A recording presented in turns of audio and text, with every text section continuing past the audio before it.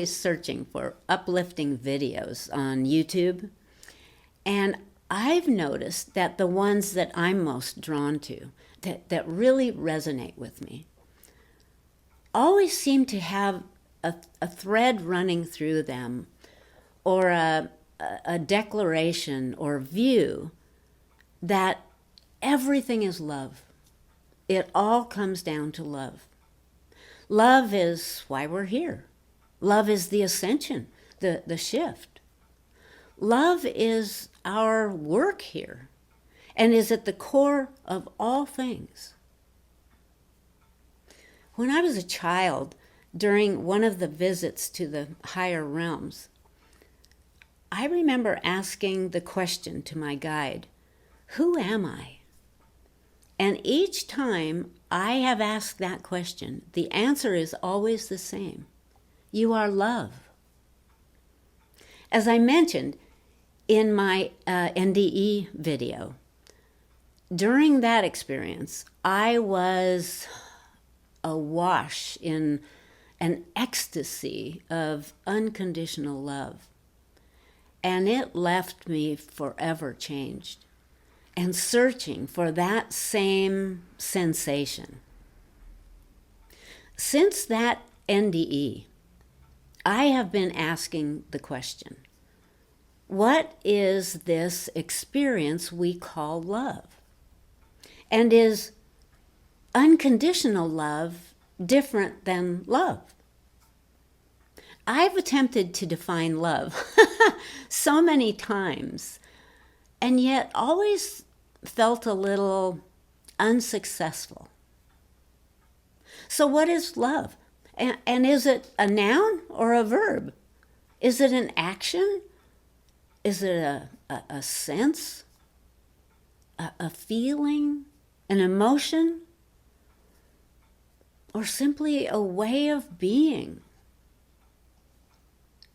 The more I have embraced love throughout my life, I have come to realize that it is an innate component within the DNA of every soul being, ready and waiting for activation. The other thing I realized is that love and unconditional love are the same thing. If you put conditions around your love, is that really love? It could be need. For example, you need that person because of the way he or she makes you feel. The trouble with need is that there are conditions within it. They must behave in a particular way or you no longer love them. If this is the case, you really never loved them. You just required them. You needed them to fulfill a certain role in your life. And if they were not in agreement with that role, they were expendable. Unconditional love is a selfless act. It is giving love without requiring or even expecting that love to be returned, because you're not in it for yourself. You love wholeheartedly, unquestioningly, and this is the most important part, even if their choices bring you great sadness or hurt, you never stop loving them. Unconditional love is an extremely high frequency and therefore very healing to the body and to the soul. When you experience the frequency of unconditional love, it affects every cell in your body. For me, it has, how can I say this, come into expression sometimes at those expected moments, like, during meditation or watching a fiery sunset or so much of the magnificence of nature. But also, often at the most unexpected times, maybe watching a movie where a woman is giving birth. I just lose it. Or glancing out the window at the little girl across the street, cradling her new kitten in her arms. Oh, the adoring expression of love on her little face just grabs my heart. Or remembering my dad, who was an entomologist, very gently holding a shiny green leaf beetle in the palm of his hand, showing it off as if it were a precious gem, because to him it was. Watching the stars on a clear night.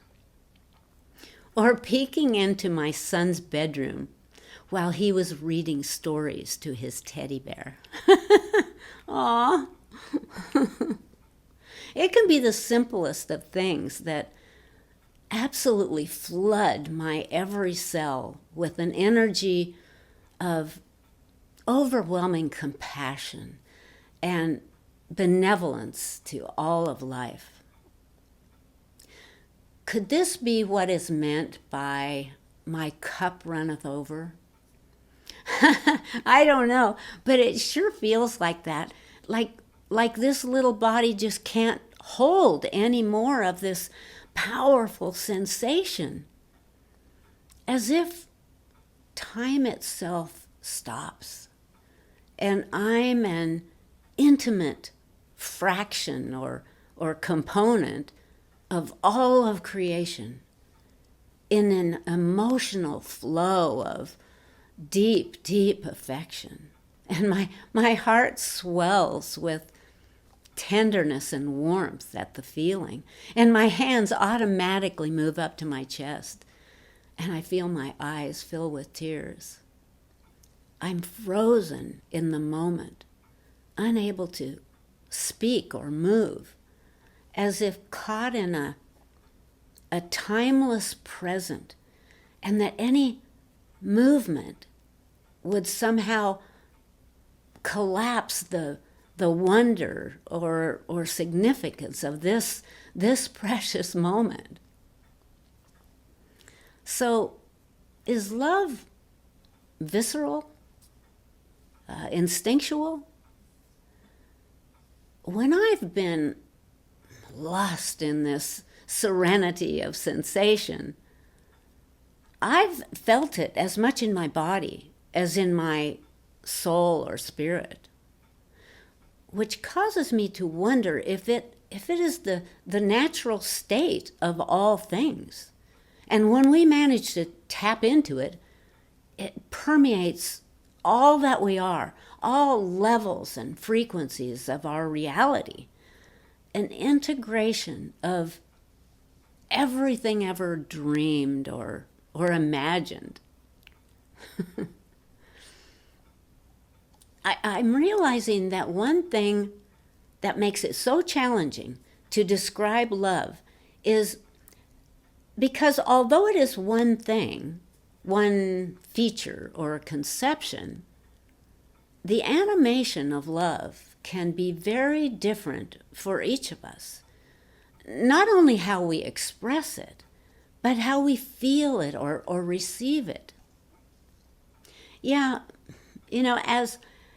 as I try to describe what love is here, I seem to get stuck in what it feels like rather than what it is or might be. To me, it's like a nearly forgotten memory. Yet not really forgotten, merely misplaced, set aside for the earthly experience, yet within easy reach once the being or human embraces the intent to know it and to welcome it wholeheartedly with every breath, every beat of the heart, into every single second of life. Oh, wow. It's like trying to describe consciousness. Is consciousness simply awareness? The awareness of your own existence? Or is it everything? Every inner experience, every thought or feeling or intent, every sense, the pain in your wrist, the craving for a burger, the regret you feel for that thing you just said, the desire for a kiss. I've always described consciousness as a fundamental feature to all of life. And yet, at this moment, as I say these words, it's clear to me that it's not only consciousness that is fundamental, but love. I once had a teacher who said that love is at the core of all of creation and is what holds the universe together and the planets in their orbits in space. Without love, there would be nothing. Nothing could survive without love because it is the very source, the origin of all of existence. Truly, there is only love. Many years ago, I was listening to a channeled entity calling himself Joseph. Someone asked him one time, "What is God?" And Joseph replied, "God is." And it stopped me for a second.